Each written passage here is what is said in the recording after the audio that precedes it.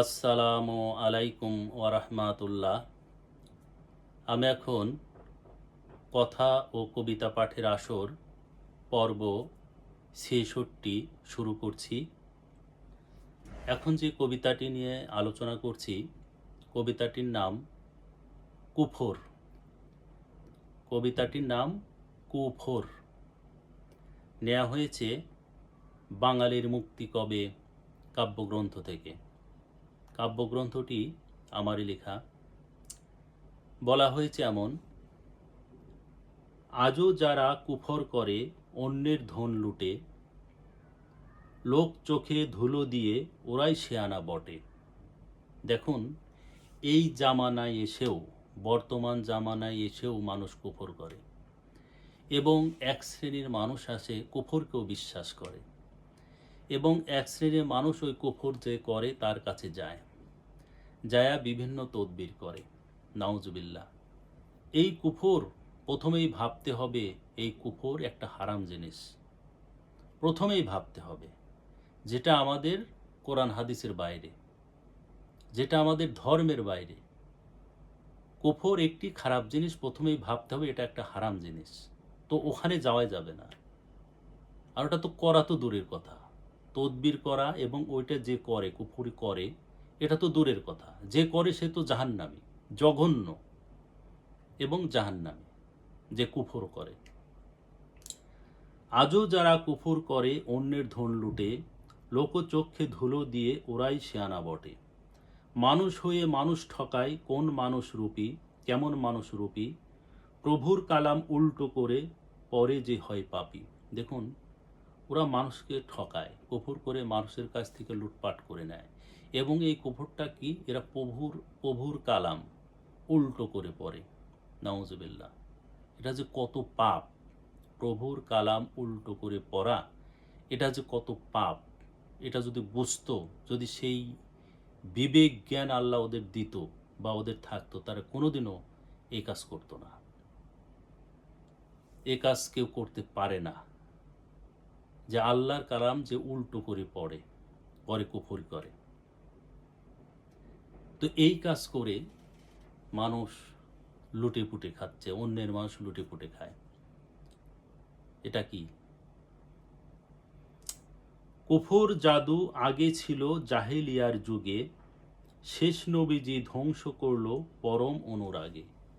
এই জাহেলিয়ার যুগে এই কুফর ছিল, কুফরি করত।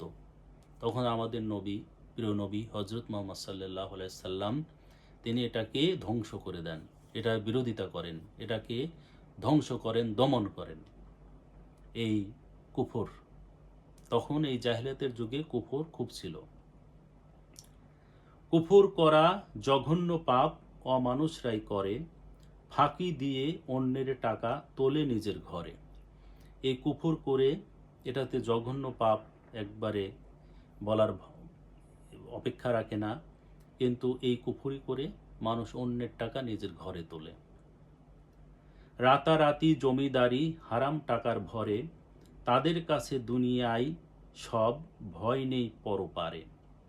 মানে রাতারাতি জমিদারি হয় কুফরি করে অন্যের টাকা, কারণ মানুষ তো ভয়তে, কুফরি যখন করে তখন মানুষ ভয় পায়, সাধারণ মানুষ ভয় পেয়ে আর ওই যত টাকা দেয়, যা চায়, টাকা পয়সা ধন সম্পদ সোনা দানা যা চায় সব দিয়ে দেয়, কারণ ওই কুফরি করে তখন ভয় পায়, সাধারণ মানুষ অটোমেটিকলি ভয় পায়।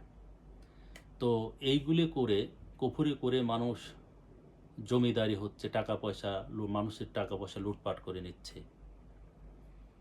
তো তাদের কাছে দুনিয়ায় সব, ভয় নেই পরপারে, কারণ তাদের তো দুনিয়ায় তাই সব, পরপারের কথা তাদের চিন্তা নেই, ভয়ও নেই। যদি ভয়ই থাকতো তাহলে তার কুফর করতো না। টাকার জোরে মহান সাজে ধিক্কার দেয় সমাজ, কুফর করা বিরাট পাপ কোরআন মানতে নারাজ। কারণ এই সমাজ, মহান সমাজ তো ওদের ধিক্কার দেয়, যারা বোঝে তারা তো কুফরিদেরকে অবশ্যই ধিক্কার দেয়। কিন্তু কুফর করার যে বিরাট পাপ, কোরআন মানতে নারাজ, মানে ওরা তো তা কোরআন মানে না, কোরআন মানতে নারাজ। ওরা যদি কোরআন মানতো, যে কোরআনে কি আছে, এই কুফর করা কি হারাম না হালাল, এই জিনিসটা যদি বুঝতো, বা দেখতো, তাহলে তো কোরআন যদি মানতো তাহলে তো হতোই, কিন্তু কোরআন তো ওরা মানবে না, কোরআন মানতে ওরা নারাজ, কারণ ওরা তো টাকা কামাই বন্ধ হয়ে যাবে, লুটপাট করা, মানুষের কাছ থেকে লুটপাট করা বন্ধ হয়ে যাবে কুফরি করে। ঘৃণ্য রূপের মানুষ ওরা, মানুষ রূপের পশু, কুফর ওদের হালাল পেশা, অন্ধ ওরা শিশু। ঘৃণ্য রূপের মানুষ ওরা, মানুষ রূপের পশু, ওরা মানুষ রূপের পশু, কুফর ওদের হালাল পেশা, অন্ধ ওরা শিশু। মানে কুফর ওদের কাছে হালাল পেশা এটা, কারণ একটা অন্যায় কাজ যদি একটা মানুষ বারবার করে সেটা তার কাছে অন্যায় মনে হয় না। কুফর যারা একবার করে বারবার করতে করতে ওরা ওদের কাছে হালাল মনে হয়, ওরা অন্যায় মনে হয় না, হারাম মনে হয় না। তো তাই বলা হয়েছে যে কুফর ওদের হালাল পেশা, অন্ধ ওরা শিশু। ওরা অন্ধ এবং ওরা শিশু, ওরা কিছুই যেন বোঝে না। আলোচনাটি এখানেই শেষ করছি। আসসালামু আলাইকুম ওয়া রাহমাতুল্লাহ।